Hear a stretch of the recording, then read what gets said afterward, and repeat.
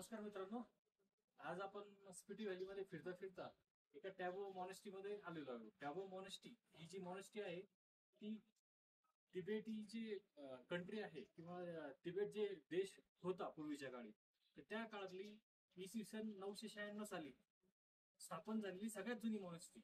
म्हणजे 1996 साली या मॉनेस्ट्रीला 1000 वर्ष पूर्ण आली. जशी महाराष्ट्रामध्ये अजंठा एलोरा प्रसिद्ध आहे, तशी तिबेटियन किंवा हिमालयामध्ये हिमालयाचं अजंठा एलोरा म्हणजे काय, तर टॅबो मॉनेस्ट्री. तर एवढं ह्या टॅबो मॉनेस्ट्रीचं वैशिष्ट्य आहे.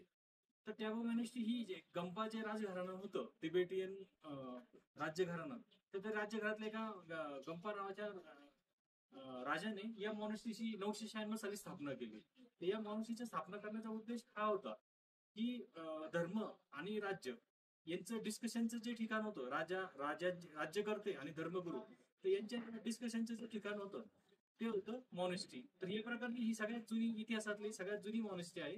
आणि माझ्या मागे तुम्ही बघताय, तर माझ्या मागे जे आहेत हे आपल्या हिंदू कल्चरमध्ये जसं 108 मण्यांच्या माळा असतात, तर आपण कसं करतो की एक माळ जपली की ओम नमः शिवाय, एक मणी, तसं याला जर मी एका हे केलं, ओम नमः शिवाय, ओम नमः शिवाय, ओम नमः शिवाय, तर या पद्धतीने आपले मंत्रोच्चारण जास्तीत जास्त वेळा व्हावं म्हणून या पद्धतीने ही त्या काळामध्ये मॉनेस्ट्रीमध्ये धर्म बौद्ध मंत्र जे आहेत तिबेटी किंवा पाली भाषेतले मंत्र, ते मंत्र म्हणण्यासाठी, ते मंत्र कव्हर करण्यासाठी या पद्धतीने ही मॉनेस्ट्रीमध्ये हे असे बाहेर लावलेले असतात. तर तिकडं दलाई लामांनी जे स्थापन केलं कालचक्र आहे, तर ते कालचक्र दलाई लामांनी तिकडं लावलेलं आहे.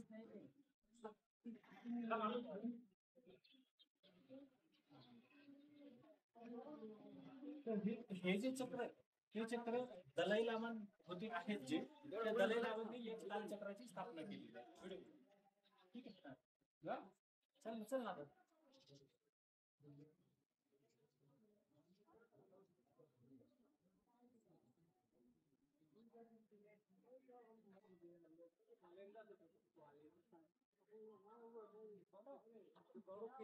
हा जो आहे हा मोनेस्ट्रीचा आतला पार्ट आहे. आणि या मोनेस्ट्री मध्ये तिकडे मैत्रेय बुद्ध आहेत. इकडं आपल्या हिंदू धर्मानुसार जसे ब्रह्मदेवाचे 4 मुख्य आहेत, तशी इथे भगवान गोरोचन म्हणून विद्यमान आहे. आणि तिकडं गौतम बुद्धाची मूर्ती आहे. तर अशा पद्धतीने हे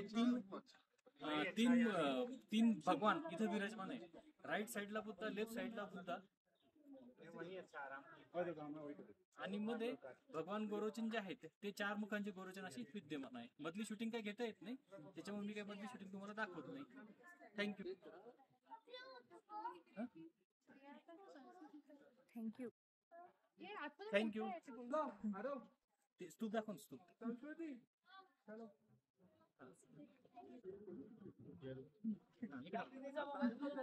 हे जे स्तूप तुम्ही बघताय, तर जे बौद्ध धर्मामध्ये जे मोक्ष प्राप्ती झालेले किंवा आध्यात्मिक दृष्ट्या स्पिरिच्युअली जे स्ट्रॉंग झालेले जे धर्मगुरू वगैरे होते, तर त्यांच्या स्मरणार्थ इथं या पद्धतीने 7 ते 8 स्तूप तयार केलेले. आणि ते स्तूप त्यांच्या स्मरणार्थ फक्त इथं समाधी झालेले किंवा आध्यात्मिक दृष्ट्या रिस्पेक्टेड झालेले धार्मिक दृष्टिकोनातून त्यांचे सगळ्यांचे इथं स्तूप आहेत.